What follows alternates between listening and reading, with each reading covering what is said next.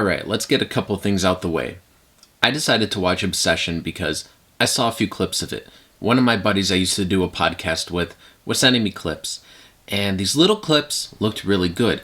I would say Obsession is probably the only movie I could really think of where I saw like a little like teaser trailer clip, and then I watched the movie and the tone of the actual movie is just completely different from what I got in the little clips.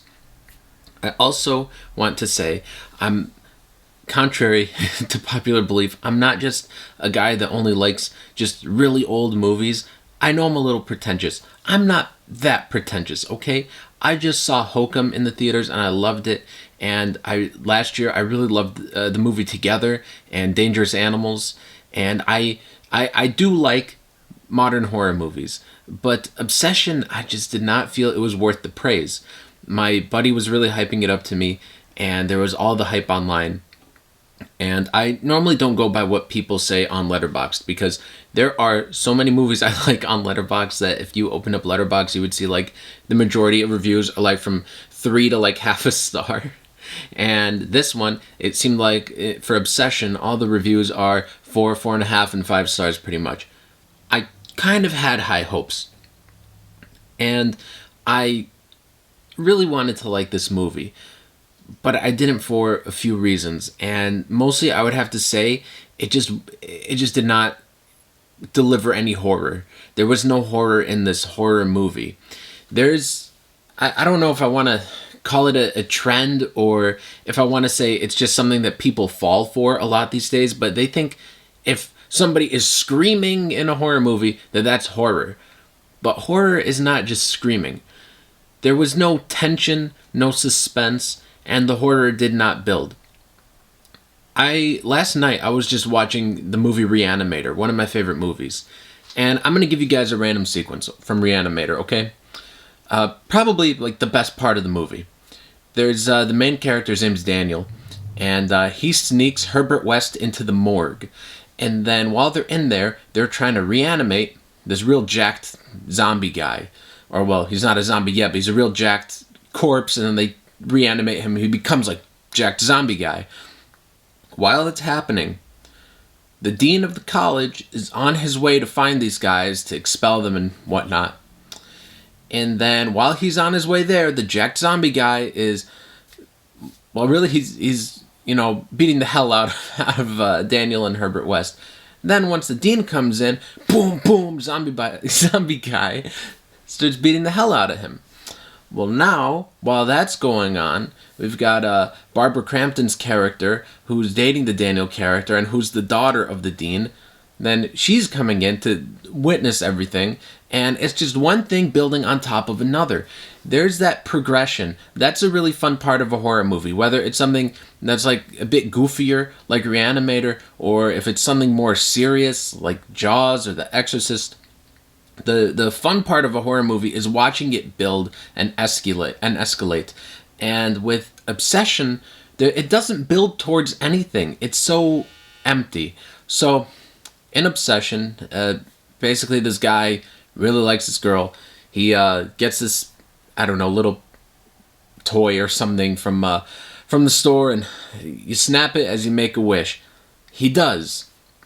She falls in love with him. Now, there is so much opportunity here from horror, and also the potential to maybe say something about love or relationships, because even in a horror movie, you can deliver a message. That was not the case here. The horror, like I said, is a bunch of shouting. But then the, creepy events don't make any sense. Because what this wish does is it makes her really insane, and he wishes that she loves him more than she loves anybody in the world. So it drives her crazy, I'm so in love with you kind of stuff. But it makes her do things that a person in love would not do.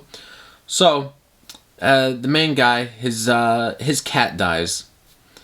And the girl, after she's like, oh, I'm so in love with you, she digs up his cat and packs it in his lunch that he takes to work. And while he's at work, he eats the sandwich that has the dead cat in it and doesn't realize it's a dead cat until he reads the little note that she left with his lunch. Now, I don't know who would bite into a sandwich and not realize it's dead cat, but I don't know what person in love would do that. She falls so madly in love with him, she starts to mutilate herself and like pees in the middle of the living room floor and yells at people. And don't get me wrong, her performance is cool. I really did like the girl that plays the girlfriend character. But there's no real horror there. Nothing escalates. You don't feel anything for these characters or the situation. It doesn't build towards something. There's no like third act of the movie. When everything's been ramping up and ramping up, you're like, oh my god, how are they going to get out of this? And you get towards the end and it's supposed to be all crazy. Nothing like that.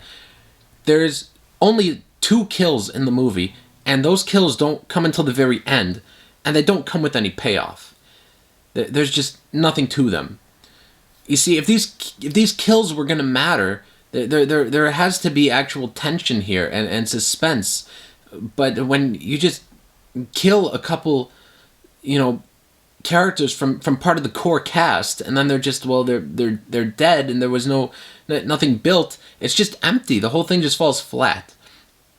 I really feel like this movie was, I want to call it like normie bait. It was just normie bait. It's just stuff that like it wants to check off a bunch of boxes for like my modern audience.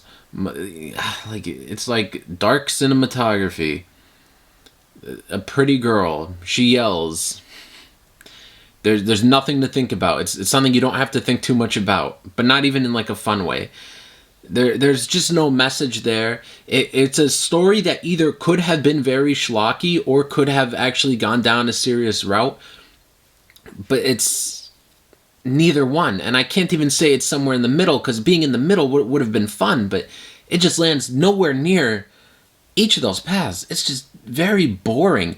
It was tough to sit through. I was there with my brother, and honestly, if I was there alone, I would have just walked out. I would have just walked right out. I just did not enjoy this movie. I think that any fun horror movie, even if it's on the surface just something that's goofy, take like Slumber Party Massacre, Sorority House Massacre, Evil Tunes, any of those dumb movies. Like those movies felt like they had more substance to them than Obsession did. I don't know. Like I said, the girl that played the girlfriend, the Nikki character, I thought she was a good actress, and she carried the movie, but it was just not enough to save the movie. The movie is just, I don't know. I just did not care for any of the characters or the story. Nothing interesting happens. I don't really get all the hype. It didn't really do anything inventive, new, or fun. Like, nothing. It did not meet any criteria for, like, an enjoyable time, at least for me, in my opinion. That's why I gave it half a star on Letterboxd. So, just my review. That's how I felt about the movie. Thank you for watching.